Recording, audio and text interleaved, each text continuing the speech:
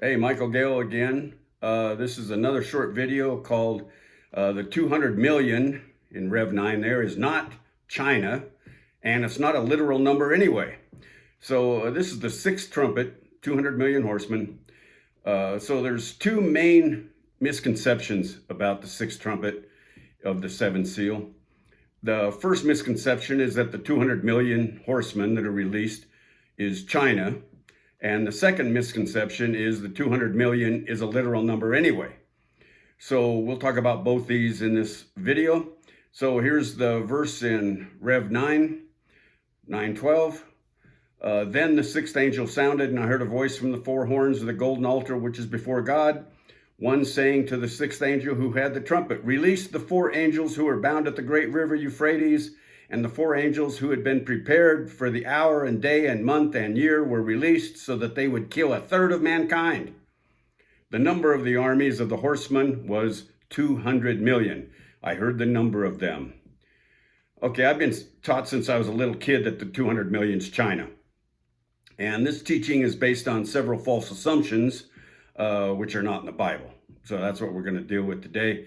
The first false assumption, the Cold War. Going back to the 50s and 60s, when I grew up, during the height of the Cold War, everyone was convinced that the beast system of the last days was communism. It was the Soviet Union and communist Red China.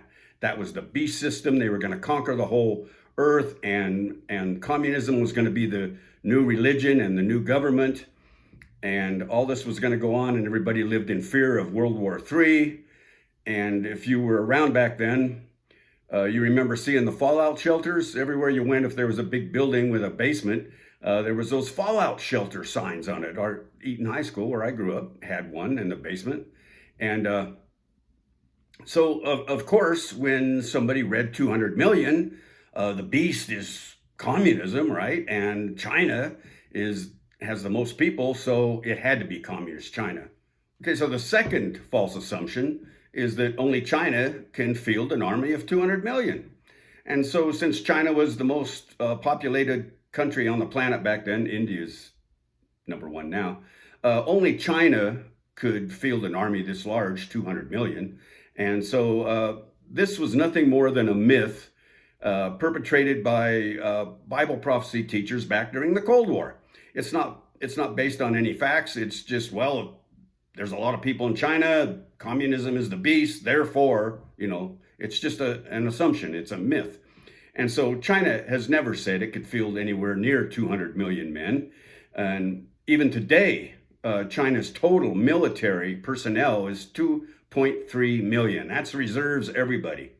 So the Chinese have never said anything about being anywhere near capable of fielding 200 million. Even in a total war, they couldn't get anywhere near 200 million soldiers.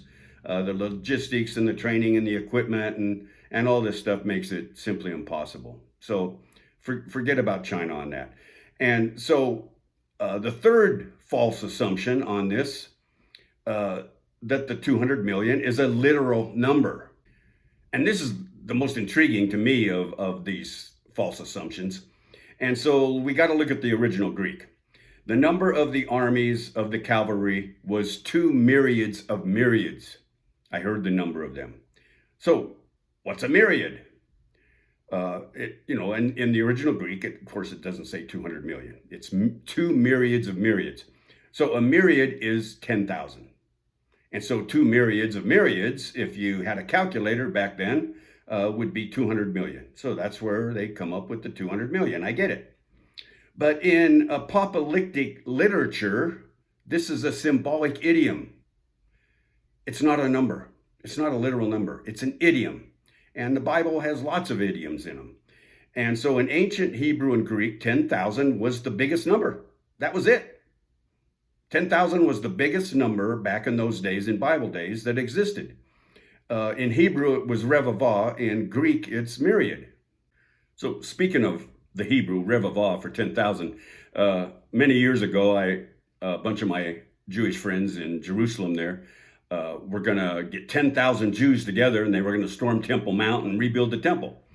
And what did they call themselves? Their group was called Revavah, because Revavah is Hebrew for 10,000. Of course, they were all arrested at Jaffa Gate, but they gave it a shot. And I still hang out with a lot of those guys to this very day. But anyway, 10,000 is the biggest number in both Hebrew and Greek.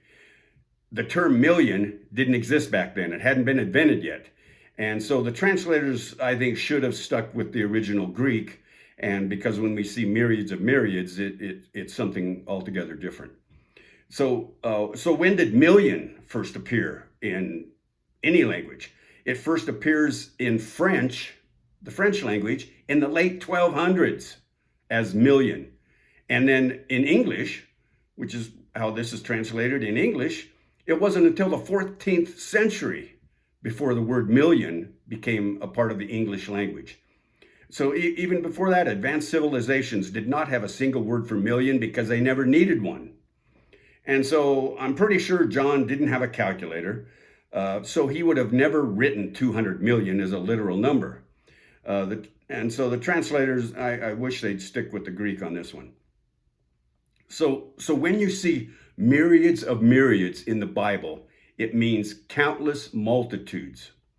It's the ancient equivalent of saying millions upon millions or innumerable hosts. Or it's not a literal number, it's an idiom. It's a Jewish idiom going all the way back to Daniel. And so it's, let's look at this verse in Daniel 7:10. A river of fire was flowing and coming out from before him. Thousands upon thousands were attending to him, and myriads upon myriads were standing before him. So this verse in Daniel uses the same language as John uses in the New Testament to express a countless number of heavenly hosts. It's not a literal number. It's an idiom meaning too many to count, really big number, uncomprehendable. And so let's look at a New Testament verse, John also in Revelation chapter 5, verse 11. Then I looked and I heard the voice of many angels around the throne and the living creatures and the elders, and the number of them was myriads of myriads and thousands of thousands. So John uses the same idiom in this verse to express an uncountable number of angels around the throne. Once again, it's not a literal number, it's an idiom. So in Revelation 9, when John says twice myriads of myriads, it's not a literal number, it's the same idiom. All we know is that it's a big number. It's a vast number. It's too big to comprehend. And so in another video, we're going to find out who this vast army is that kills 1/3 of mankind. But this video, the fourth assumption we'll talk about in the next video. I'm going to get this next one out right away. So the fourth assumption is that the 200 million are the kings of the East. And in my Bible, I have several different Bibles, and they have little captions, and it says the 200 million kings from the East. And so this video is an introduction to the next video where we'll talk about the difference between the releasing of the 200 million horsemen at the Euphrates River and the drying up of the Euphrates River to make way for the kings of the East. And so two completely different events that have absolutely nothing to do with each other, but everybody merges them into one simply because the word Euphrates River is in there. So we're going to straighten that out, and that's very important. If you want to understand what's going on in the last days, you have to understand the 200 million. You have to also call the second woe. You have to understand the three woes. Okay, so that's why we're doing this. And so don't forget to subscribe to my channel and my blog, endtimebibleprophecy.com. You can look at the text version if you don't like watching videos. And then my two books on Amazon, The Two Witnesses and The Harlot of Babylon. And so I'll see you in the next video. Shalom.